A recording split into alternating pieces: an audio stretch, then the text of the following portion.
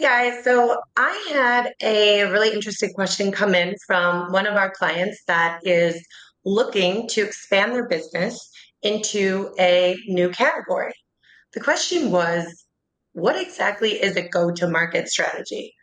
I thought it was a great topic and I wanted to pose it to this team.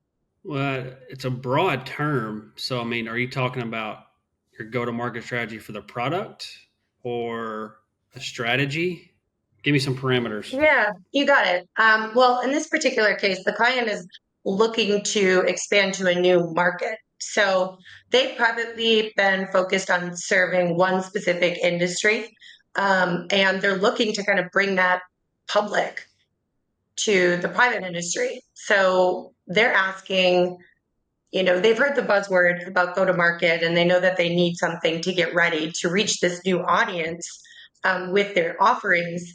But I just thought it was something that, organizations face all the time. How do you build a go to market strategy to reach a new audience? I think it depends on who you ask and who's in charge of it. I mean, it's a multi department problem, not problem or solution or however you want to frame it. Is I mean, there's a marketing, there's a sales or revenue, there's an implementation, there's a client success. Mhm. There's multiple facets. Um, so it's hard to have a fluid go to market strategy unless there's somebody at the top kind of directing everybody, or everybody kind of knows their swim lanes and stick to it. But I mean, to me, it just starts with market analysis, and then it follows down how you address that market. Do you have the people to service it? And do we have, once we become a client or they become a client, um, do we have enough people to service them and continue to land and expand to other products? Yeah. That's the kind of way I look at go to market strategy. Yeah. Yeah, I think you hit on a good point, Derek. I mean, the reality is that it's not it's not something that one team puts together at the end of the day, and Yeah. it's a cross-functional aspect that usually requires a lot more information, Kristen. I mean, Yeah. you know, if this client's looking to expand outside of a new market vertical, but they're offering the same products, that can be more simplistic. They may not need as much from maybe their product management team or their development teams because they're taking the same products and they're just dropping it into a new vertical. But what they would want is they're going to need some analysis, make sure that there's a SWOT analysis done so that they make sure that they know who are their competitors and what are they looking at. They're going to need persona work done. I've got to believe that a sales leader, Derek, probably will have helped driven this decision to go into a new market vertical. So you'd like to think the sales team will play a part in developing and validating personas, ideal customer profiles. Because realistically, again, if you're not launching new product, but you are going into new verticals, you're going to start with who are we going after and what are they going to do? Um, from that standpoint, Derek, what I'm trying to think what other things a sales team would do because that ultimately drives what you guys from a marketing perspective can do. If you don't know who you're going after, so Well, and go to market's fluid. It's not like once you go to market, you're done. Sure. That's where a lot of people stop. They just go, okay, we're to market now. No, you have to have constant communication between, like you said, sales is supposed to deliver the revenue. If they're not getting the quality leads or we're signing people on and we can't get them on board fast enough, they're kind of in the middle of these bookends. And that constant tweak and conversation is what drives a successful GTM strategy. It's not just, okay, we've done it. And now here's the fruits of our labor because you constantly have to tweak. Marketing's got to go like, hey, our leads aren't doing well. So we need to change our scoring criteria or we need to change our messaging. Sales is not capitalizing, their win rate is dropping. Or are we not bringing the right clients or right. the right leads? And so those discussions is part of the GDM strategy. It's not just building the strategy, set it and leave it. It's constant communication and tweaks. And I think a lot of people, and that's a big buzzword, GTM strategy. GTM is in all these job descriptions. Yeah. Um, you can't have somebody just build it. You got to have somebody build it and take care of it to make sure that you're running as optimally as possible. Really good point. Question, maybe Ashley from the agency side, or even Greg from the product side. When you're trying to reach a new audience from your camps, do you have to change the way that the product looks and your unique value proposition? What are your thoughts on that? Maybe looks or even just the way it's packaged. Depends, right? So I feel like the answer depends on the UI UX element of it, right? So when you get in and frankly, and actually you can weigh in on this better than I can, but that gets into content creation. I mean, like you just because you're offering the same product to a new vertical or a new industry doesn't mean that the look, the feel, the information, the way they make decisions is going to be the same. The buying process, I would expect, is drastically different. So that changes the content, and I can't speak to that as well as Ashley can. But the product side, like we may change the UI UX because the user is or is not more sophisticated. Maybe the user's not, we're working with another client right now where the end user of the piece of software is not going to be familiar with that type of technology. So we have to make something in a UI UX that's very simple, that's very eye pleasing, that's very rudimentary from a UI UX perspective, and yet it has to look high end because of who actually the company is that's buying it, because it's a B2B software solution that the consumer ends up using, which creates a very complicated UI UX journey. But if we were going to then sell and repackage that into a more sophisticated end user who uses that type of technology every day, you might add more features. You might change the way the UI UX is packaged because they know how to interact with that type of software or that type of hardware. They understand how that works. So, additionally, I think something that Derek hit on that I don't know that we would have time for today, but you get into the post-launch strategy, the post-go-to-market strategy, and the maintenance of that, as well as the monitoring of that, right? One of the biggest things that can happen is you launch a product or you launch a new service or you launch into a new vertical and it's like a flag went in the ground, but you're not watching it for the first, depending on what it is. Derek, I think kind of our recommendation holistically has been 2 to 3 sales cycles. So you want to watch that for a period of time. So, the product side, I want to see sales cycles because I want to make sure what we've built is the right thing. But I think you got to have the time that you look afterwards is different as well. But Ashley, I mean, from your perspective on content design, it's got to be critical, right?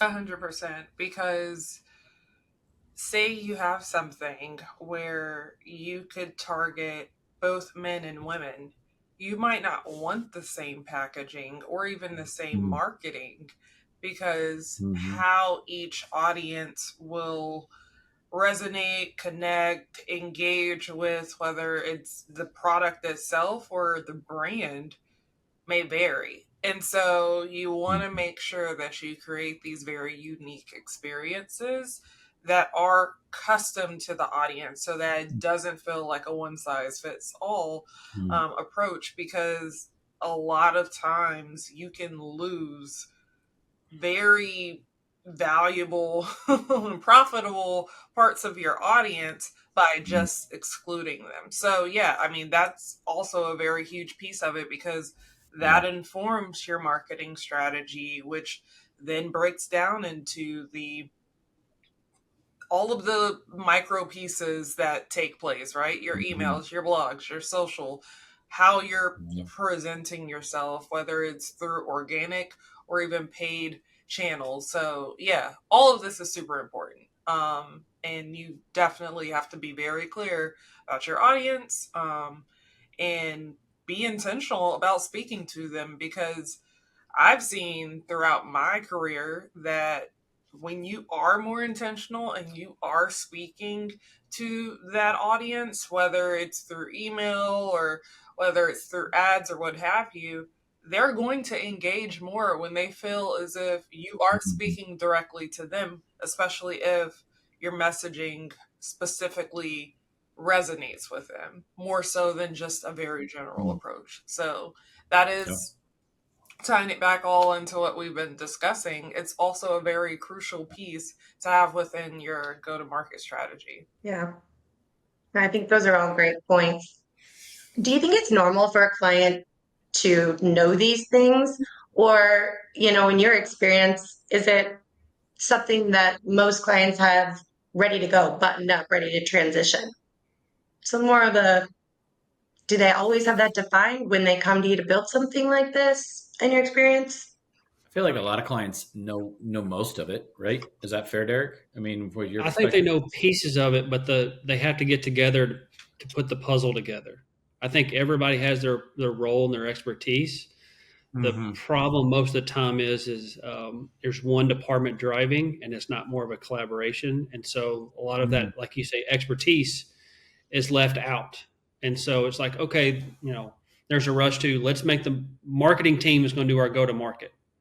Well, if they're only doing in bubble marketing activities without the expertise of product or sales or any other facets that's going to be part of that process, when you just put it on marketing, that's at the detriment of the company because they only have a marketing view. With anything you do, collaboration is huge. And I think Mm-hmm. limiting the scope of a go to market strategy or personnel, of course, we do that in our own companies we've been in before because if we invite them, we're going down a rabbit hole.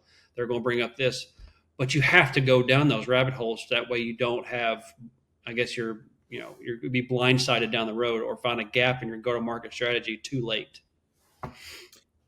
Yeah, I think one of the biggest things where we end up working with people now, Kristen, at least on the product side, and this is go to market strategy, is like it's the thing, stage gate, bubble, whoever you want to talk to, right, is a part of that. And more often than not, yeah, the right people in the room, or they have, depending on the size of the company, and they may not have all of the pieces of the puzzle to be in the room, meaning that they've got somebody wearing two hats, and it's not a bad thing. Companies are growing, but that's the time, especially if it's a big launch. One of the things that we always, like to tell people is like, if you're doing something big like that, go get an advisor, whether it's you have an advisory seat on your board, whether it's you go talk to a consulting firm and you find somebody to be an advisor for you in that area that you wear multiple hats and it's not your expertise. I think that that's an important thing. But realistically, a lot of clients, they know the parts to the puzzle, but bringing it all together in a little bit of what I would call like a fluid process, right? We don't want process for the sake of process, but having a clarity on sales has got to define what the sales process looks like, and does it match? Is it different? Versus other departments have to define what are the new materials I have to create, and how do we make it fit inside the brand strategy, or is it his own brand? Do we need a new product developed? All of those aspects, and then getting into the execution with the client, the implementation. Everybody wants you want everybody a part of that process. And if you don't have a process that your company regularly follows, that's where I would say that companies end up getting stuck, is whoever's idea it is to launch into a new vertical or redo a product or try a new something. That's who drives the go-to-market strategy, because they have a wholly driven interest in it. When the reality is you want some sort of process that helps the whole organization align on the priority and say, yes, we're making this decision and we're all putting our resources and time into it.